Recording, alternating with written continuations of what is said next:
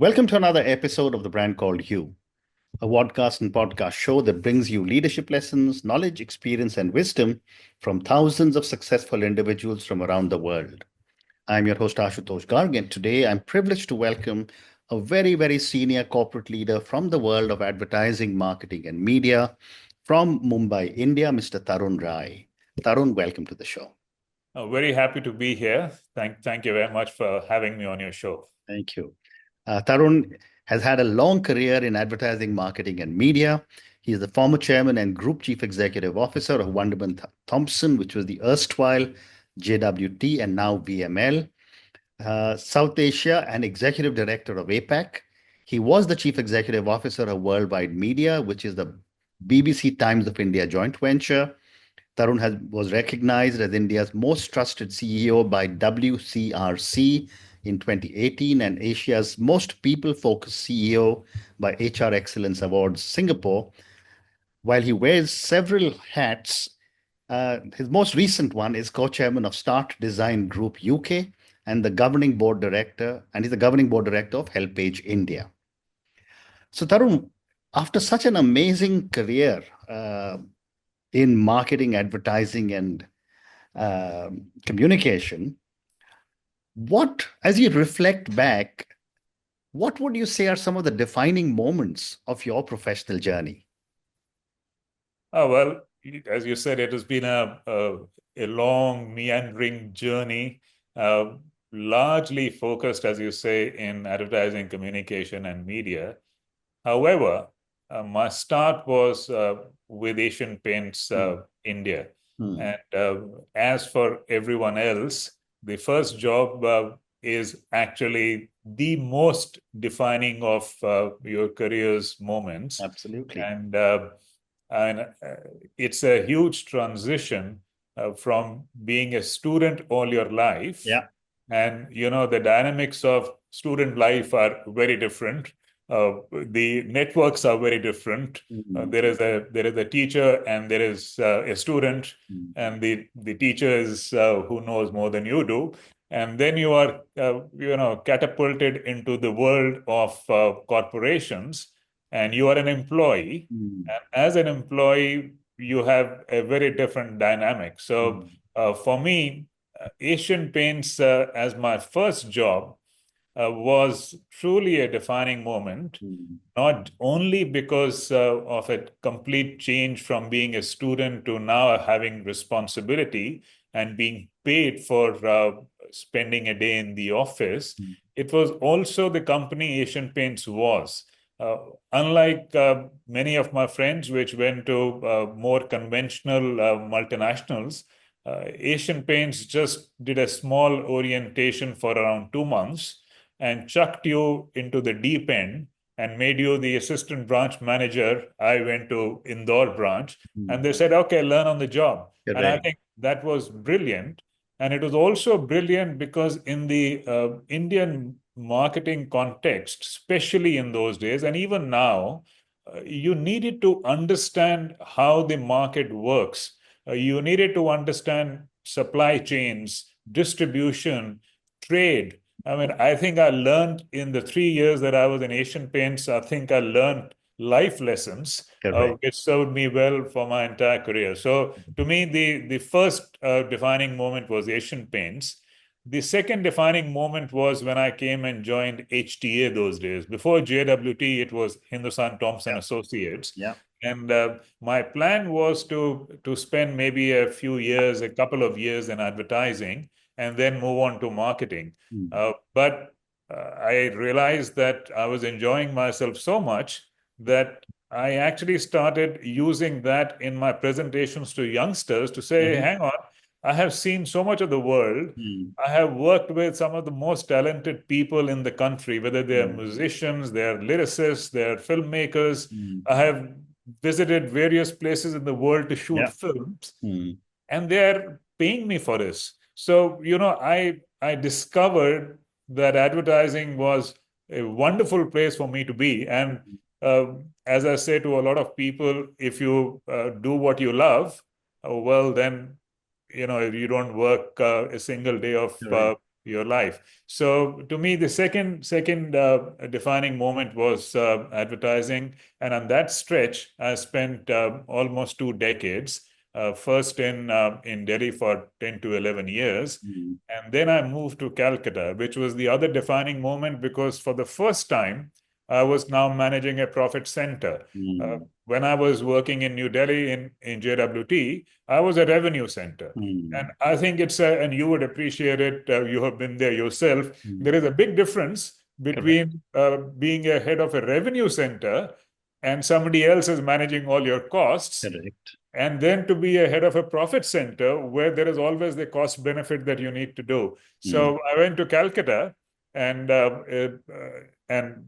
besides meeting some fantastic clients and people, I had the full responsibility of mm, not just the numbers, but also of establishing possibly a new culture to the mm, place and mm, managing not just clients, but your own people mm. and living up to their expectations also. So that was the third one.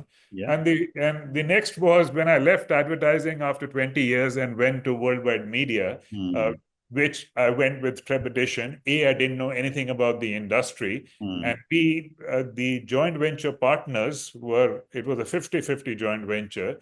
And the joint venture partners were strange bedfellows. mm, BBC at one hand, which was a quasi-government body, and very hard-nosed and smart entrepreneurs on the other, which is the Jain brothers of yeah. Times of India. Mm, And it was therefore with trepidation that I walked in, but I had a fantastic time, mm, both reporting into a board which was made up of both sets of joint venture partners, and also the industry that mm. I got to learn quickly. And Right. again, I realized that there are advantages of walking into a new industry without knowing anything Mm, because you have objectivity. mm, You are as yet don't have the tunnel vision, which mm, I may have possibly developed in 20 years of being in advertising. mm. And you look at everything afresh. And Correct. as my chief operating officer told me after our first offsite, she said, "You are in such a great position." I said, "Why?" She Mm, said, "For you question everything. You say, why not?" We mm, don't even think of those questions mm, because somebody somewhere had tried that before mm, and we have stopped even thinking about it. So it's the kind of baggage that accumulates. So I mm, realized that objectivity was very nice, very useful.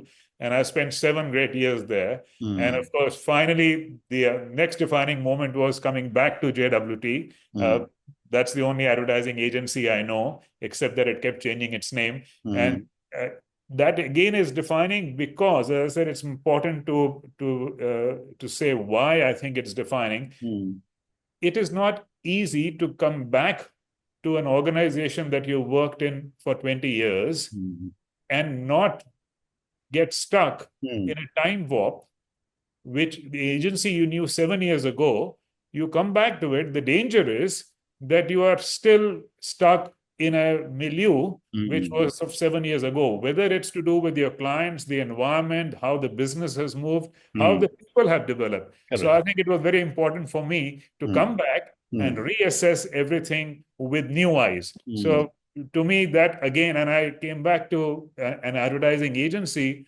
where this responsibility was not just of one country, but 3 countries, mm. not just of the agency, but 7 different companies within the group, which Mm. included shopper marketing, activation, Yeah. 2 digital companies. So it was a Mm. much more of a holistic communications package that we were offering now to clients. So those were pretty much my Absolutely defining amazing, moments. And you're younger than me, but I remember two milestones or two defining moments. Asian Paints was one of those companies that every young MBA from my vintage wanted to join, and it was an amazing school. And then what you said about asking questions, I've seen that so many times in my life. You go into a place and the question is, this is how it happens here. Yes, And you status said, quo. no, legacy systems have to change. Yes. So happy you raised that point, and I'm sure my viewers and listeners would love these amazing insights you've given. Moving on, Tarun, you spent time leading organizations like Wunderman, Thompson, and Worldwide Media. What are some of the leadership lessons that have stayed with you from these two very diverse companies? Oh, well, I think it's a very interesting and a very appropriate question because the two companies, as I said, were very different. There were similarities in the sense that I used to say that when I moved from advertising to media, I said I moved from the message to the medium. So my network remained the same, except that now I would go and meet a Unilever or a media company. The difference was that now I was a media owner, and I was owning a product which was a media product. So therefore there was a difference. But one of the key lessons I learned very early on in advertising, in JWT, in HTA, and also with Worldwide Media was that it's all about people. And to me, as I said to famously said, all our assets in advertising, and as I realize in media also, all our assets go down the elevator every evening. Correct. 75% of my cost in advertising in JWT were people costs. So, to me, those are your only assets. And if you don't have the skills to get them to realize their potential, then you have lost out, because what else is there? We don't have factories making product. We only have advertising campaigns that people think of. And when I went to media, similarly, there are the editorial staff which puts together a beautiful magazine. So to me, the main thing I realized was that it's all about people, and which is why this current antagonism after COVID of organizations fighting with their employees about the dynamics of hybrid work, coming back to office. I just find it silly, because whatever happened to employee first, I still believe that employee should always be first. If you don't have good ambassadors of your own company, you will not be able to even attract good talent. So to me, I find this, and I feel very strongly about it, that you have to listen to your people. The other thing I realized was that,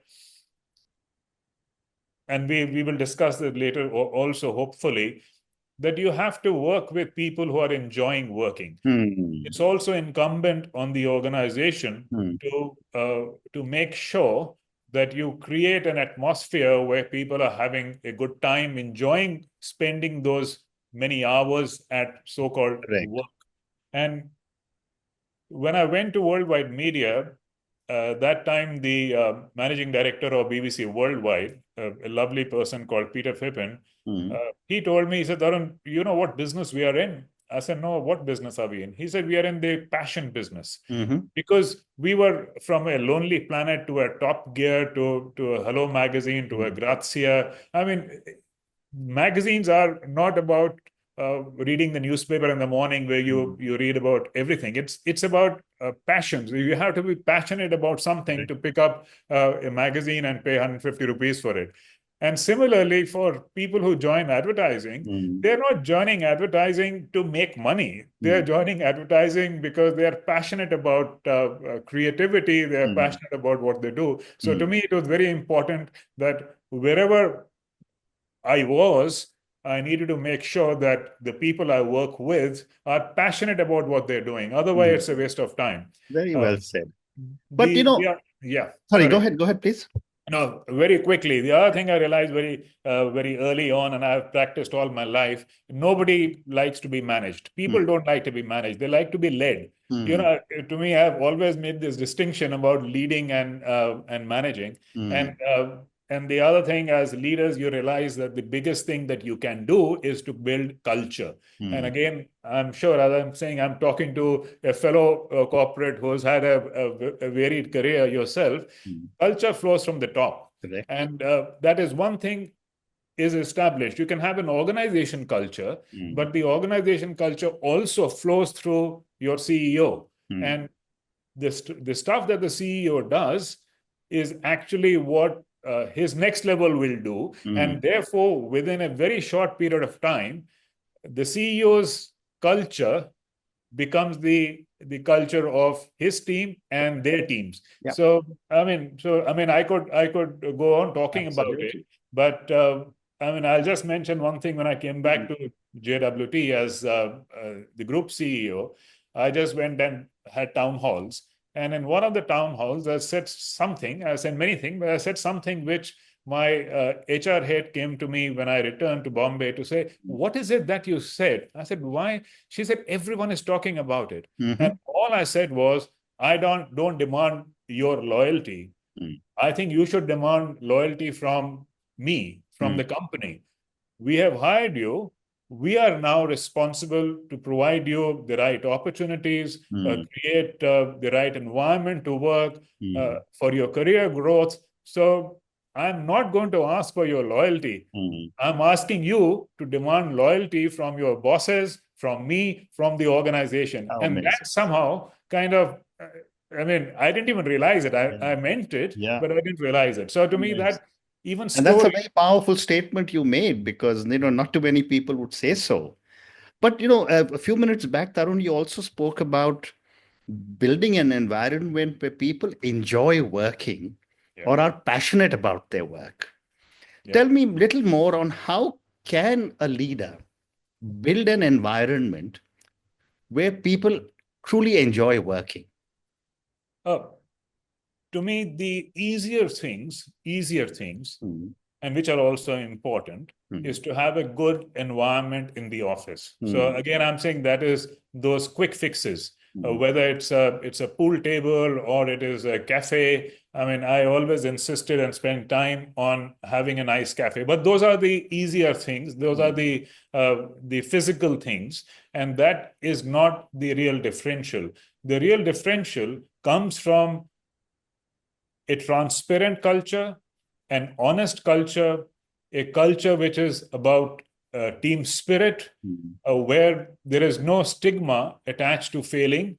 There is stigma attached to not trying. I mean, I always used to tell people, please, if you have not tried, and I've always been a sports person, I say, if you don't kick the ball, you don't know whether you're going to score a goal. Right. So, but my only demand was try. There is no problem failing, but please fail fast. Because, I mean, as you and I know, sometimes you spend too much time on something that you've tried, which is not working out, and you keep on trying to make it work. So my only request to people was fail fast. So to me, it is, even when I was very young in HTA, I had only one person reporting to me. And I still remember telling him, young fellow, I said, Rahul, I think was his name. I said, Rahul, every day you wake up, you should be excited to come to office. The day you are not, you come and tell me. And then we will discuss what else you can do. Are you getting bored? Is the client saying things to you that you don't like? We'll fix it. Just one person reporting to me. So to me, all these things are important rather than just a good environment, which is also important, but I think more importantly, you allow people to be themselves. You don't micromanage. You don't keep looking over their shoulder. You trust them. The people that report to you should be aligned. Wherever I have gone in organizations when I'm the CEO or even earlier, I used to build my leadership team. I didn't call them the executive committee. I hate the word committee. I used to call them a leadership team, which was cross-functional. And every quarter, we used to have meetings and offsites where we decided as a group to do something or not to do something. And my point was, if all of us have decided to do something, then it should be done, because there is an alignment. And besides, you meet everyone together, and then in the evenings, you go for dinner and hang around at the bar, and informal networks start forming. So again, to me, informal networks, I'm a big one for informal networks. Right. I used to say in our leadership meeting, if you have some work during the day, I might excuse you, but in the evenings you have to be there. So to me, all these things build culture, uh, build a recognition and value for the employees. As I said, I always believe in employees first. And to me, that is where people feel free to enjoy what they are doing and bring out their best. I mean, we are not the modern times of Charlie Chaplin that you're on a factory conveyor belt that all you have to do is to keep screwing some nuts and bolts.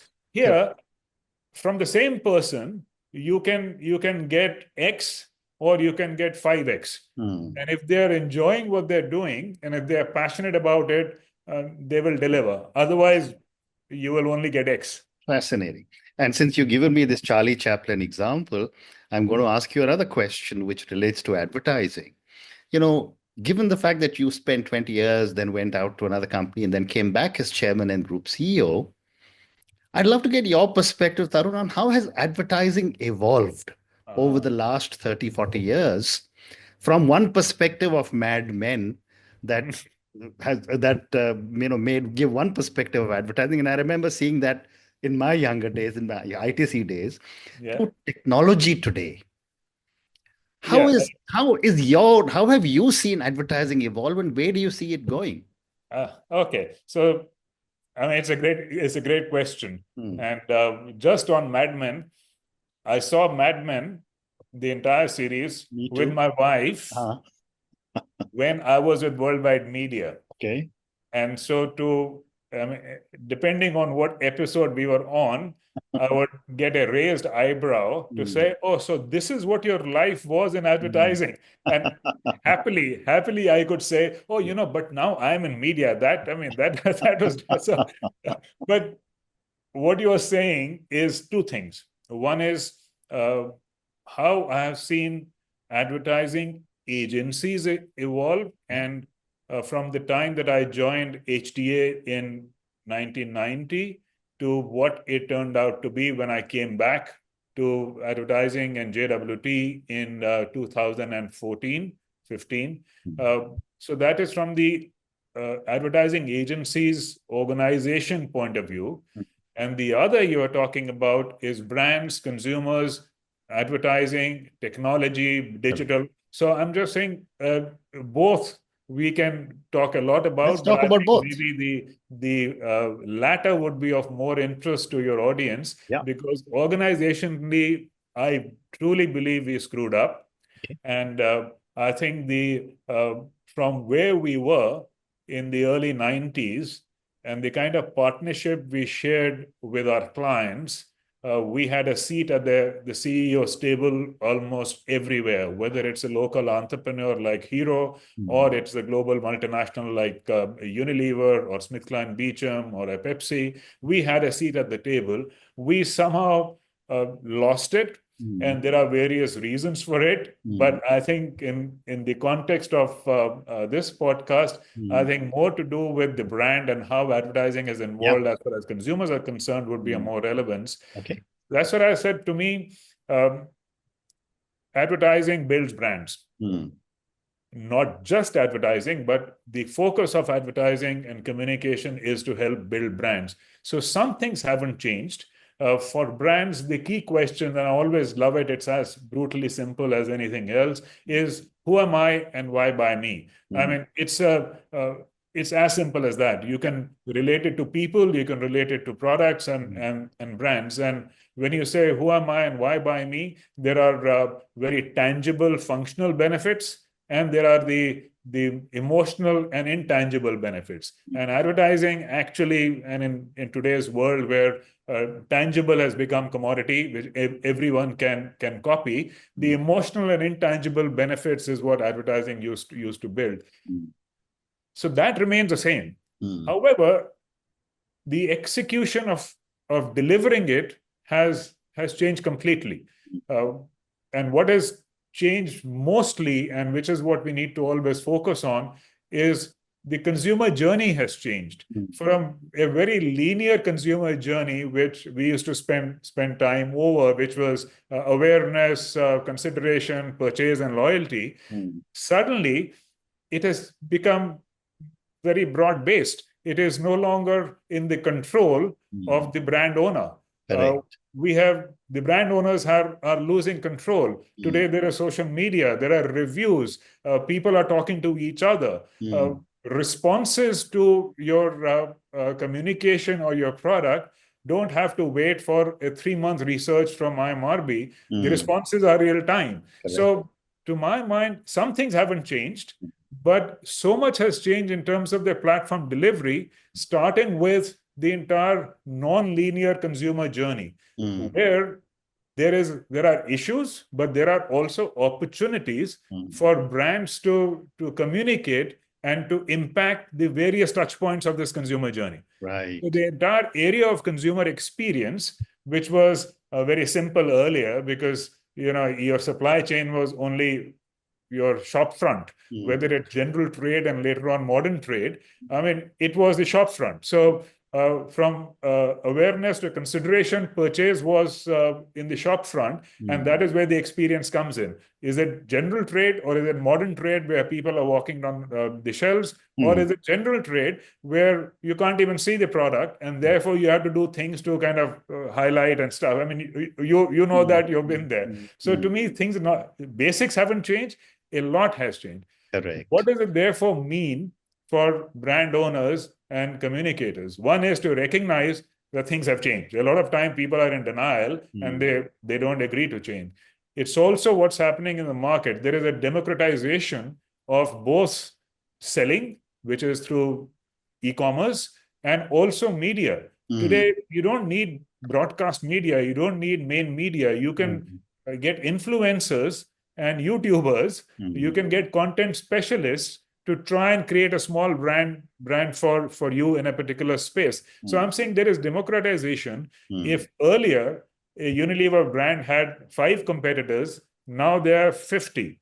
And not just those 50, but the nature is very different. So I'm saying you have to recognize that things have changed. And we used to always say about brands, be very careful that you are recognizable. Your core has to stay very strong, especially now when you are on so many platforms. It's very easy to become fuzzy. Earlier, the agency used to do everything for you. Now you have got multiple partners, including content partners who are doing stuff for you, which your consumer sees. And if you become fuzzy, you will not be recognizable. Correct. And there goes the brand value. So to my mind, you need to be agile, you need to be relevant, you need to move on. But one of the things, Ashutosh, I'm finding, and I get very kind of unhappy about, is the distinction that a lot of new brands and old brands also, which are now managed by young people, they are confusing brand activity with brand building. So you find there's lots happening, correct, but it is not building anything. I mean, it's like, taking the analogy of building, literally, there are many bricks, but the bricks are not adding on top of each other because they have lost the core. So they are responding to the likes, they're changing. And, so I'm saying, to me, I see so much brand activity, wasteful brand activity. If only there were, each and everything was sticking to what the consistent brand core is and building on top. I'm not saying that you don't have to do it. Of course you have to do it. But don't fritter away all these things just based on, thumbs up, likes and whatever. So, I mean, we can discuss it. That's an amazing response. That's an amazing response. And you're so right.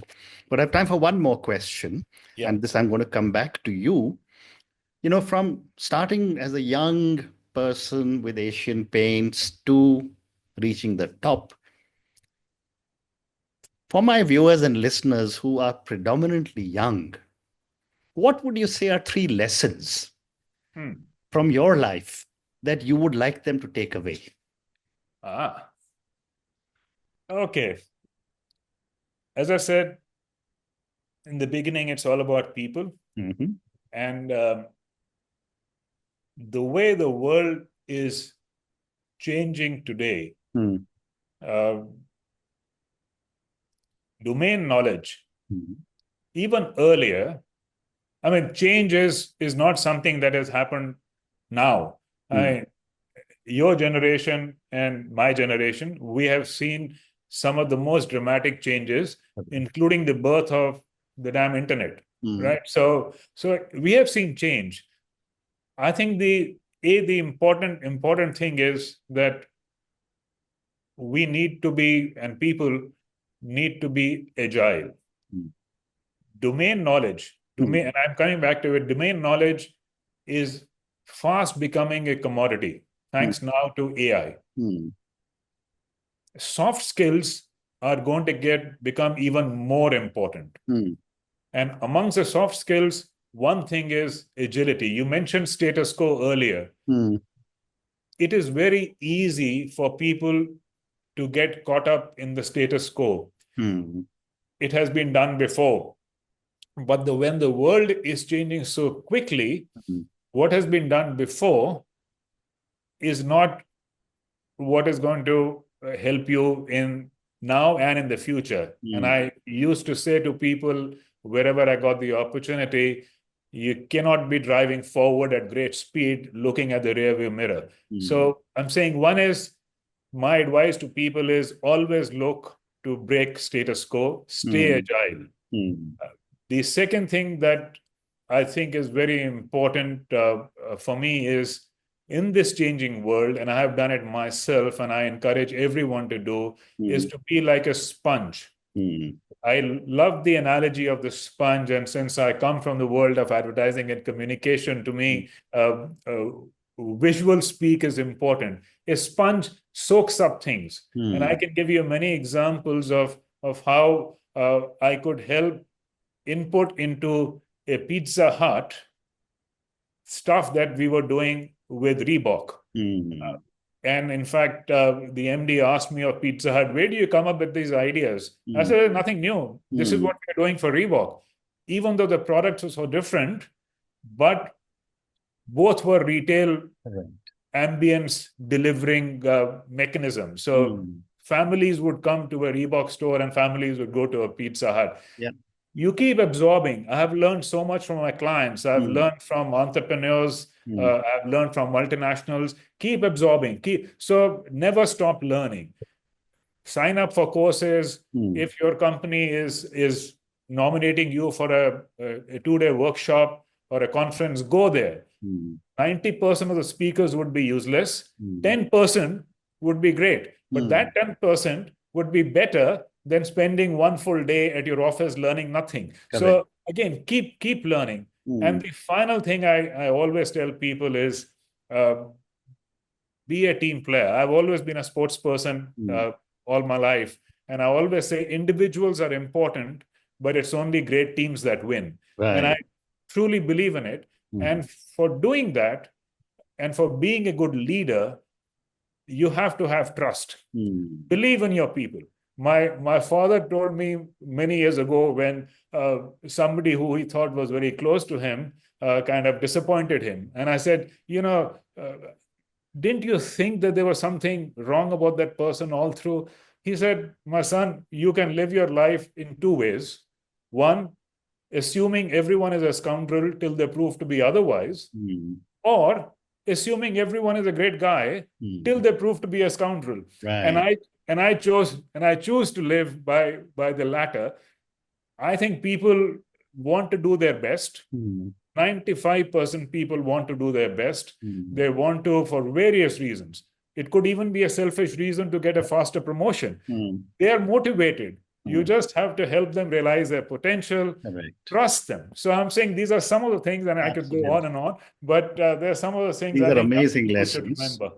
But on that note, Tarun, I just want to say your amazing 3 lessons: break the status quo, stay agile. Second, you said, don't stop learning, be like a sponge. Third, you said was be a team player because great teams win. Thank you so much for speaking about your absolutely incredible journey. I mean, the whole conversation I had with you, I was able to relate with a lot of these things that you said, because I have also seen something similar, but yet I learned so many new things from you today on advertising, on your philosophies, on how you have handled people, on how you have handled culture, and generally the lessons that you have given for our viewers and listeners. Thank you for speaking to me, and good luck to you. Thank you very much. Thank you. Thank you for listening to the Brand Called You videocast and podcast, a platform that brings you knowledge, experience, and wisdom of hundreds of successful individuals from around the world. Do visit our website www.tbcy.in to watch and listen to the stories of many more individuals. You can also follow us on YouTube, Facebook, Instagram, and Twitter. Just search for the Brand Called You.